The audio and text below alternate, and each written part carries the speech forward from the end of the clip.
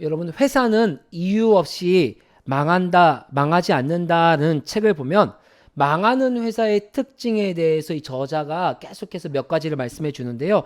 특별히 세 가지를 여러분들과 함께 나누고 싶습니다. 망하는 회사의 첫 번째 특징은요, 현실에 쉽게 타협하는 경영진이 있다고 합니다. 특별히 현실에 쉽게 타협하는 경영진의 특징들이 무엇이냐면 현실에 있는 이 부조리와 비리들을 그냥 내버려 둔다는 거예요. 귀찮고 복잡하고 뭔가 들춰내면은 모든 것이 다시금 재조정해야 되는 번거로움이 있기 때문에 망하는 회사의 특징은 현실에 쉽게 타협하는 경영진이 있구나. 두 번째로는요, 도덕적으로 문제가 있는 슈퍼스타들이 존재하고 있다는 거예요. 여러분 뭐죠? 이 슈퍼스타라는 건요, 각자 그 가지고 있는 능력이 출중하다는 거예요. 예를 들어서 그 한 회사에서 탁월한 능력이 있어서 업무면 업무, 영업이면 영업, 회의면 회의, 그 모든 것에 탁월한 사람이 있다는 거예요. 다 인기를 받고 모든 사람이 추앙하는데 문제는 도덕적으로 문제가 있다는 거예요.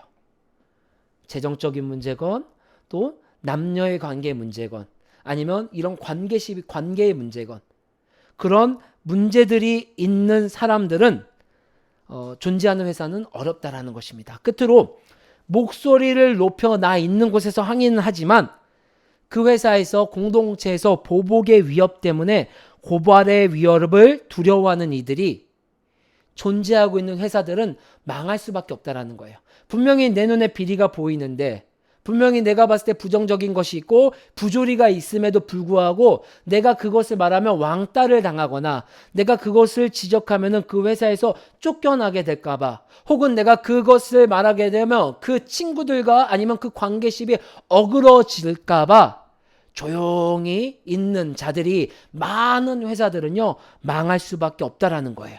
그런 회사들은요 자연스럽게 비리를 저지를 수밖에 없고 또 회사의 상처들이 한 개, 두 개, 세 개, 네 개 쌓이다가 결국엔 골마 터져서 회생할 수 없는 회사가 되어 망하게 된다는 것입니다. 저자는 이러한 문제들의 해결책으로 한 가지를 제시하였습니다. 바로 윤리적인 완전성에 힘주는 해결책을 주었다는 거예요. 여러분, 윤리적인 완전성이라는 것이 무엇일까요?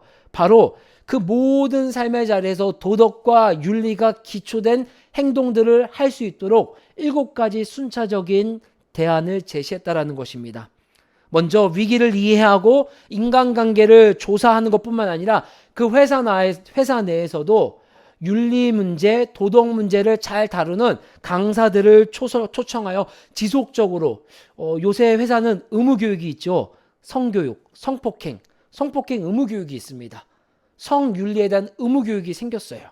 그런 것처럼 예전에는 없었던 그러한 교육들을 지속적으로 모든 사람들에게 심어주어서 더 이상 회사가 망하는 회사가 아니라 윤리적인, 재정적으로 물질만 추구하는 것이 아니라 윤리적인 문제와 같이 갈 때 이 회사가 더 성장하고 성숙하고 망하지 않게 된다라고 이 저자는 힘을 내어 말하고 있습니다.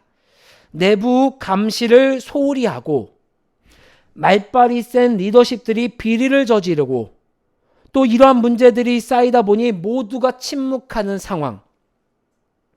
여러분, 제가 책에 있는 내용을 언급했지만 이 모든 상황들이 느헤미야가 이스라엘에 오기 전 이스라엘 예루살렘의 모습과 너무나도 흡사합니다.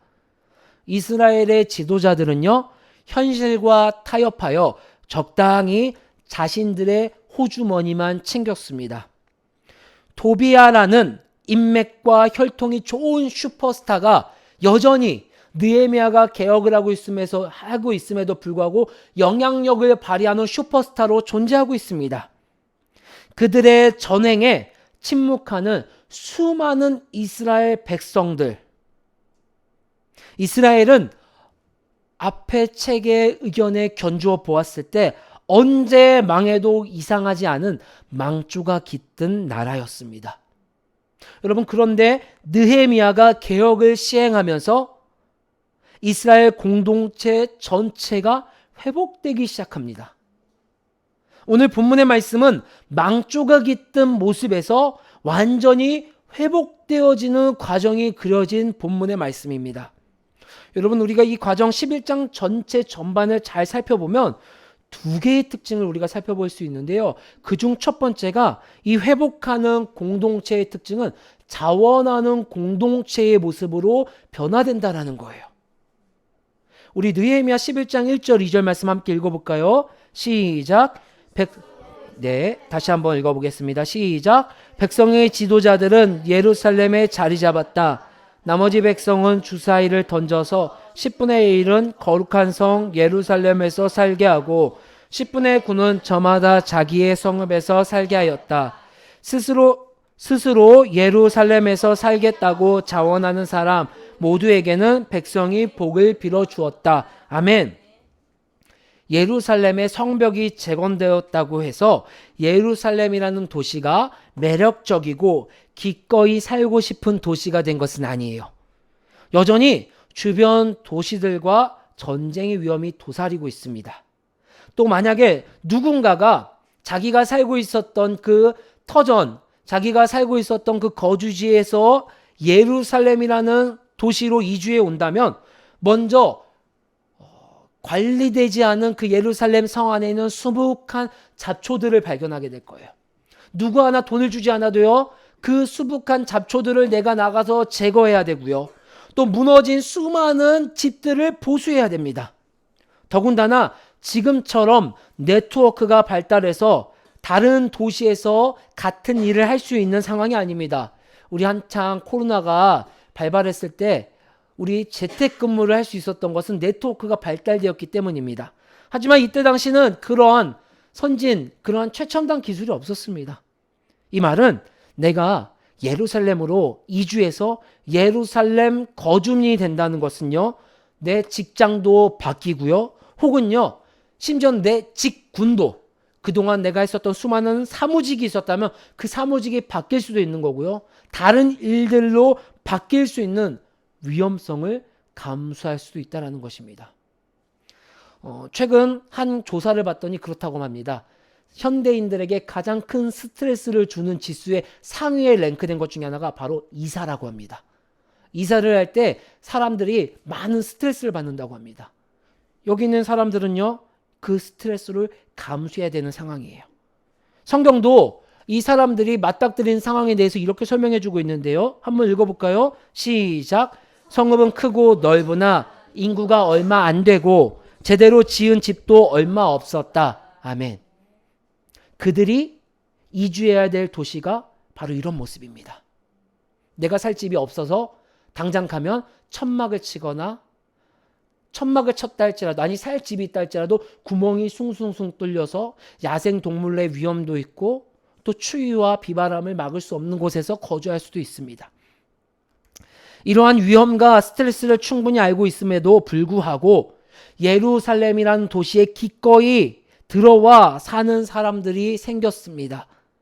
그들에 대하여 성경은요, 자원하는 자라 말합니다. 공동체 안에 자원하는 자들이 생길 때 공동체는 회복되어집니다. 신약 성경에 여러분 한 여인이 나오는데요. 마리아라고도 알려진 이 여인은 자신에게 가장 소중한 향유, 나드 한 옥합을 가져와 예수님의 머리에 붓습니다. 수많은 사람들이 조롱합니다. 왜 이 비싼 향유를 가지고 낭비를 하느냐? 차라리 이 향유를 팔아서 저 지금 굶주리고 있는 어린아이, 과부, 가난한 자, 고아에게 그들의 끼니를 챙겨주고 그들의 거주지를 마련해 주는 것이 좀 더 지혜롭고 하나님이 율법에서 말한 하나님 나라와 더 가깝지 않느냐라고 마리아를 조롱합니다. 굳이 예수님께 뿌려야 돼? 그때 예수님께서 이런 말씀을 하십니다. 함께 읽겠습니다. 예수께서 이르시되 가만두라. 너희가 어찌하여 그를 괴롭게 하느냐? 그가 내게 좋은 일을 하였느니라. 아멘. 마리아가 예수님께 자원하여 나온 이 행동은요, 다른 것이 아니라 예수님께 좋은 일이었기 때문입니다. 여러분 다시 생각해 보면 이스라엘 백성이 예루살렘으로 이주하는 것은 나에게는 하나도 좋은 일이 아닙니다. 그러나 오늘 예수님께서 마리아에게 한 말씀을 보면 하나님께는 좋은 일이 되는 것입니다. 그리고 꼭 필요한 일입니다. 너무 많은 사람들이 자원했어요. 그래서 10분의 1을 추릴 정도로 많은 자원하는 사람들이 모였습니다. 공동체는 자원하는 자들이 넘칠 때 건강하고 회복되어지는 일들이 생깁니다. 2024년이 들어서면서 우리 교회에 두 가지 큰 변화가 생겼습니다. 첫 번째 변화는 주일학교가 세워졌습니다. 물론 작년 중반부터 전도 주일학교가 세워졌습니다. 근데 2024년도 주일학교가 세워지며 전도사님이 세워졌고 또 조금 더 틀을 맞춰 주일학교가 세워져 아이들에게 예배를 드리고 함께 나아가기 시작했습니다. 부끄럽지만 저는 한 번도 주일학교를 세웁시다 기도는 했지만 세워봅시다 이렇게 합시다라고 제가 자원해서 우리 가족들 우리 교회 가족들에게 말하지 않았습니다. 주일학교가 세워진 것은 한 전도사님의 자원하는 마음과 자원하는 발걸음으로 주일학교가 세워진 것입니다. 또 하나 2024년이 세워지면서 우리 교회에 두 번째 생긴 변화가 무엇입니까? 찬양팀이 세워졌습니다. 부끄럽지만 찬양팀을 위해 기도했지만 저는 한 번도 우리 가족들에게 우리 이렇게 찬양합시다. 반주자는 이렇게 하고요. 기타는 이렇게 하고요. 카운은 이렇게 하고요. 이렇게 합시다라고 제가 말하지 않았습니다. 감독님 한 명의 헌신과 자원으로 우리 반주자들이 훈련을 받았고 세워졌습니다. 전부 제가 옆구리 찔리지 않았습니다. 제가 말로도 강요하지 않았습니다. 왜 그랬을까요? 저는 지금도 궁금해요. 여러분 왜 그러셨어요? 하나님이 그 마음을 주셨기 때문이죠. 하나님이 자원하는 마음을 주셨고 그것으로 말미암아 교회가 점점점 세워지고 교회 안에 예배가 풍성해지고 예배의 찬양 가운데 주일학교 가운데 하나님의 영광 하나님께 영광 올려드리는 그 모습들이 우리 교회에 하나님이 회복시켜 주신 2024년의 가장 멋지고 큰 모습입니다. 교회 안에 자원하는 모습들이 자원하는 한 명 한 명의 가족들이 생길 때 우리 교회에는 회복되어질 것이고 여러분의 삶의 자리는 회복되어질 것입니다. 두 번째로는요. 나와 너를 존중하는 공동체가 될 때 공동체는 회복하는 공동체가 됩니다. 회복하는 공동체의 특징은요. 그 공동체 구성원들을 살펴보면 서로가 서로에 대한 존중이 녹아 있습니다. 그 대표적인 예가 무엇이냐면 바로 진심 어린 축복입니다. 우리 함께 읽어볼까요? 시작! 스스로 예루살렘에서 살겠다고 자원하는 사람 모두에게는 백성이 복을 빌어 주었다. 아멘. 여러분 이들은 왜 선택된 소수의 무리를 축복해 주었을까요? 그것은 다름이 아니라 예루살렘에 거주하는 그 길이 험난한 길임을 알고 있기 때문입니다. 공동체 안의 구성원은요. 험난한 길을 걸어가는 우리 가족들 구성원을 외면하지 않습니다. 그들에게 복을 빌어 주었습니다. 즉 기도해 주었습니다. 나의 아니만큼 상대방의 아니도 중요하게 여겼기 때문에 존중하였기 때문에 기도할 수 있게 된 것입니다. 요한일서의 말씀은 이렇게 우리에게 증거해 주고 있습니다. 시작! 사랑하는 여러분, 하나님께서 이렇게까지 우리를 사랑하셨으니 우리도 서로 사랑해야 합니다. 아멘. 공동체 안에서 서로 존중하는 것을 사랑하라 말하고 있습니다. 존중하고 사랑하도록 하나님은 저와 여러분을 교회 공동체로 불러주셨습니다. 우리가 서로 존중하고 사랑하는 이유에 대하여 성경은 이렇게 말씀해주고 있습니다. 시작! 사랑하지 않는 사람은 하나님을 알지 못합니다. 하나님은 사랑이시기 때문입니다. 아멘. 우리가 공동체 안에서 내가 머무는 곳에서 존중하고 사랑하는 것은요, 내가 미련하고 내가 바보라서 그런 것이 아닙니다, 여러분. 하나님을 알고 있기 때문입니다. 하나님은 사랑이십니다. 그렇기 때문에 서로가 존중하고 사랑하는 공동체는 서로가 사랑하고 회복되며 예수님을 닮아갈 수밖에 없습니다. 내가 여전히 누군가의 간절함과 위험이 보이지 않는다면 우리가 제일 먼저 구해야 되는 것은요, 하나님이에요. 그 사람의 간절함과 구함을 구하기 전에 하나님을 구해야 되는 거예요. 하나님, 내가 하나님을 알게 하여 주시옵소서. 사랑 없는 나에게, 나만 아는 부족한 인생에게 하나님, 사랑이신 하나님을 알게 하시사 그 사랑이 나에게 흘려 들어와 그 사랑이 필요한 자들이 누구인지를 알 수 있도록 도와주시옵소서. 인간적인 생각으로 사랑이 필요한 자들에게 내가 먼저 발걸음을 옮기는 것이 아니라 하나님께서 관심 갖고 하나님께서 사랑이신 하나님이 눈길을 머무는 그곳으로 나도 나아갈 수 있도록 도와주시옵소서.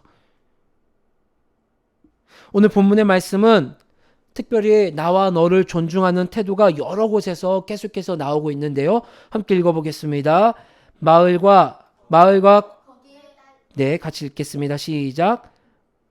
마을과 거기에 딸린 들판은 이러하다. 유다 자손 가운데서 더러는 기럇 아르바와 거기에 딸린 촌락들과 디본과 거기에 딸린 촌락들과 여갑셀과 거기에 딸린 마을들의 자리를 잡고. 아멘. 성경은 11장에 무려 3분의 1인 12절에 걸쳐서 예루살렘 밖에 거주하는 백성들에 대하여 설명하고 있어요. 여러 이유들을 들어 예루살렘에 거주하지 못하는 백성들이 있습니다. 그런데 그들을 우리와 함께 그 길을 가지 않는다고 해서 무시하는 거고 외면하는 것이 아니라 똑같이 존중하는 태도를 성경은 보여주고 있습니다. 지금 당장 그들이 자원하지 못했다 할지라도 그 일을, 우리가 하는 일을 우리와 함께 참여하고 함께하지 못한다 할지라도 그들을 적으로 간주하거나 그들을 우리와 같이 팔을 나누어 외면하는 것이 아니라 똑같이 우리 공동체의 구성원으로 존중하는 태도를 성경은요, 창세기부터 계시록까지 계속해서 일관적으로 보여주고 있습니다. 성경에서 보여주는 나와 너를 존중하는 이 태도는요, 오늘 이 시대를 살아가는 개인주의가 앞서고 있는 이 시대에 우리로 하여금 많은 생각을 하게끔 만듭니다. 여러분, 우리가 머물고 있는 한국 사회를 한번 돌아볼까요?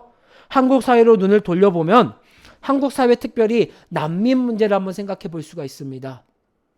한국 사회의 난민의 인정률은요 2%밖에 되지가 않습니다. 예를 들어 1000명이 우리나라에 난민을 신청하였다면 채 20명이 되지 않게끔 20명이 이 땅에 난민으로 들어와 허락받고 살지 못한다라는 것입니다. OECD 국가 꼴찌예요. 그만큼 우리가 다른 이들을 대하는 태도를 이 난민을 인정하는 퍼센트로만 봐도 알 수가 있습니다. 여러분, 교회는 어떨까요? 내 생각과 다른 이들을 기다려주고 존중해 줄 수 있는 곳이 교회입니다. 예수님은 교회는 그런 곳이라 세워주셨습니다. 근데 이 시대를 살아가는 교회의 수많은 그리스도인들, 우리는 어떤가요? 내가 그 공동체에서 존중받고 내가 그 공동체에서 함께하는 사람이 먼저 되고자 한다면은 우리에게 먼저 요청되는 그 모습은 그 공동체의 구성원을 존중해주고 사랑해주는 사람이 되어야 한다, 성경은 말해주고 있습니다. 상대방은 그렇지 않은데요? 왜 맨날 나만 이렇게 손해보고 왜 맨날 나만 이렇게 손해보는 것뿐만 아니라 이렇게 나만 힘든 일을 해야 됩니까? 라고 질문할 수 있습니다. 그런데 성경은요, 그것은 그 사람과 하나님과의 관계라고 말하고 있습니다. 그것은 하나님과 그가 해결해야 될 문제고, 하나님이 우리에게 요청하시는 것은 나와 하나님과의 관계, 나와 공동체와의 관계 속에서 내가 나와 공동체를, 나와 너를 존중해주는 태도를 견지하라고 성경은 이야기해주고 있는 것입니다. 공동체 안에서 상대방을 그대로 사랑해주고 존중해주는 사람들이 세워져 갈 때 그 교회는 하나님이 원래 세워주시고 만들어주신 하나님 나라의 모습으로 회복되어져 간다라고 성경은 느헤미야 말씀을 통해 우리에게 보여주고 있습니다. 오늘 본문의 말씀을 보면 이런 말씀의 흐름을 보았을 때 참 아이러니한 지파가 나옵니다. 유다 지파와 베냐민 지파예요. 함께 읽어보겠습니다. 시작. 유다와 베냐민 자손 가운데서 일부가 예루살렘에서 살았다. 유다 자손으로는 아다야가 있다. 그의 아버지는 우시아요. 그 윗대는 스가랴요. 그 윗대는 아마랴요. 그 윗대는 스바랴요. 그 윗대는 마알랄레리요. 그 윗대는 베레스이다. 아멘. 여러분, 이스라엘의 12지파 중, 우리 주일학교 오늘 12지파도 배웠죠. 최근에 12지파 중 흠이 없는 지파는 한 지파도 없습니다. 전부 다 12지파에 흠이 있어요. 그럼에도 불구하고 유다 지파와 베냐민 지파는 오늘 함께 베냐민 지파는 언급되지 않았지만 11장에 바로 뒤이어 베냐민 지파가 나옵니다. 특별히 유다 지파와 베냐민 지파는 큰 흠이 있습니다. 유다는 그의 자부, 며느리 다말과 함께 동침하여 베레스를 낳았습니다. 심지어 베레스가 태중에서 나오기 직전에 다말이 임신한 모습을 보고 죽이려고 한 자가 유다예요. 그 유다가 중심이 된 지파가 유다 지파이고요. 여러분, 베냐민 지파는 어떤 지파입니까? 사사시대에 레위 사람의 아내를 범하여 이스라엘 11지파의 공공의 적이 되었고요. 11지파와 함께 싸워서 그 베냐민 지파 자체가 600명만 남고 전부 다 사라질 뻔한 위기에 처한 지파가 베냐민 지파예요. 누가 들어도 유다의 행태를 보며 손가락을 했었고요. 베냐민 지파의 모습을 보며 천인 공노할 놈들, 우리 안에 있는 딸들은 너희들에게 시집 보내지 않을 거야 라고 척을 진 아주 상처가 많고 용서받지 못할 행동을 한 지파가 베냐민 지파예요. 그런데 성경은요, 느헤미야 11장 4절을 보십시오. 오늘 예루살렘에 들어와서 헌신하는 첫 번째 지파가 유다 지파와 베냐민 지파를 들어서 그들이 예루살렘에 거주합니다. 여러분, 우리는요, 유다 지파와 베냐민 지파처럼 큰 약점들로 가득 찬 인생들이에요. 그러나 그 인생들이 회복을 갈망하며 자원하며 나와 너를 존중해 줄 때, 다시 한번 주님 앞에 섰을 때 하나님은 그들을 다시 한번 사용해 주시는 역사가 오늘 성경을 통해 우리에게 보여주시고 있는 것입니다. 나의 연약함이 아닌 하나님의 약속을 믿는 자들에게는요, 자신뿐만 아니라 그가 속한 모든 곳이 회복되는 복을 더하여 주셨습니다. 그러니 여러분은요, 자부심을 가지셔야 돼요. 내가 걷는 그 곳곳에, 내가 머무는 곳곳에 여러분을 통하여 하나님은 회복하는 약속을 여러분들에게 주셨기 때문입니다. 학교에서, 직장에서, 가정에서, 내가 머무는 어떠한 관계 모든 상황 속에서 하나님은요, 나뿐만 아니라 그 공동체에게도 회복하는 복을, 그 공동체뿐만 아니라 공동체에 속한 나에게도 회복하는 복을 더해 주셨다라는 것입니다. 여러분, 지금 이스라엘 하면 떠오르는 나라가 어떤 나라입니까? 여러분이 지금 이스라엘 하면 떠오르는 나라는요, 1948년도에 건국된 이스라엘이라는 나라입니다. 여러분, 이스라엘에는요 12지파가 있었어요. 그러면 시간을 한번 생각해 봅시다. 수천 년이 지나면서 지금 우리가 생각하는, 떠오르는 1948년도에 건국된 그 이스라엘이라는 나라의 12지파 중에 몇 지파가 남았을까요? 하나님은 12지파나 세워주셨는데, 그러면 그 몇 지파나 남아서 지금 1948년도에 건국된 이스라엘이 되었을까요? 놀라운 것은요, 12지파 중 단 한 지파만이 살아남았습니다. 그 한 지파는 바로 유다 지파입니다. 유다 지파만이 살아남아서 지금 이스라엘이라는 나라의 명맥을 이었고, 그 유다 지파를 가장 하나님께서 여전히 남아서 그들을 통하여 회복의, 이스라엘의 아픔 역사의 회복을 통과하고 있는 과정 가운데 있는 것입니다. 유다 지파는 왜 지금까지 이스라엘 하면 유다 지파가 남아서 그 회복의 통로가 되었을까요? 유다 지파의 역사의 흐름을 우리가 살펴볼 필요가 있습니다. 유다 지파는 12지파 가나안 땅을 분배받을 때 가장 열악한 광야라는 곳을 분배받았어요. 가고 싶지 않은 곳이에요. 하나님, 왜 나를 아골골짝으로 보내주십니까? 푸른 초장, 쉴만한 곳, 트렌디한 백성들이 있는 곳, 내가 가도 누구도 나를 적대시하지 않고 아멘 아멘 해줄 수 있는 곳으로 나를 보내주시지 왜 가장 열악한 광야로 보내주셨습니까? 라고 질문할 법한 그 열악한 광야로 유다 지파를 하나님이 땅을 주셨어요. 그럼에도 유다 지파는 불평하지 않았습니다. 그리고 유다 지파는 그 전쟁 가운데, 가나안 족속과의 전쟁 가운데 항상 유다 지파는 앞장서서 그 전쟁에 참여하였습니다. 그리고 수천 년이 지나 느헤미야 시대에 예루살렘에도 자원하여 거주하였습니다. 그 걸음 하나하나가 하나님께서 유다 지파를 기억하여 주셨고, 지금도 이스라엘 12지파 중에 오로지 한 지파 유다 지파만 이스라엘을 명맥을 잇는 지파로 남게 하여 주셨습니다. 예수님께서 이러한 말씀을 하셨습니다. 시작. 자기의 목숨을 사랑하는 사람은 잃을 것이요, 이 세상에서 자기의 목숨을 미워하는 사람은 영생에 이르도록 그 목숨을 보존할 것이다. 아멘. 자원하는 공동체, 남을 존중하는 공동체가 되는 것은요, 실상은 어려운 일입니다. 스트레스도 받고요, 상대적으로 쟤는 왜, 나만 왜? 라는 질문을 할 수도 있고요. 오늘 예수님의 말씀을 빌려보자면 실은 목숨을 거는 힘과 마음이 드는 것이 자원하고 나와 너를 존중하는 태도입니다. 어렵잖아요. 내가 스스로 뭔가 내 에너지와 물질을 쓴다는 거, 그리고 내 생각과 다른 사람을 존중해주고 기다려주는 거. 하지만 자원하며 존중하는 공동체는요, 회복되는 역사가 일어납니다. 공동체만 회복되는 것이 아니라 공동체에 속한 내 삶도 회복되어집니다. 하나님께서는 교회를 통하여, 내가 속한 공동체를 통하여 우리 삶의 회복을 누리길 원하십니다. 여러분, 회복이 필요하십니까?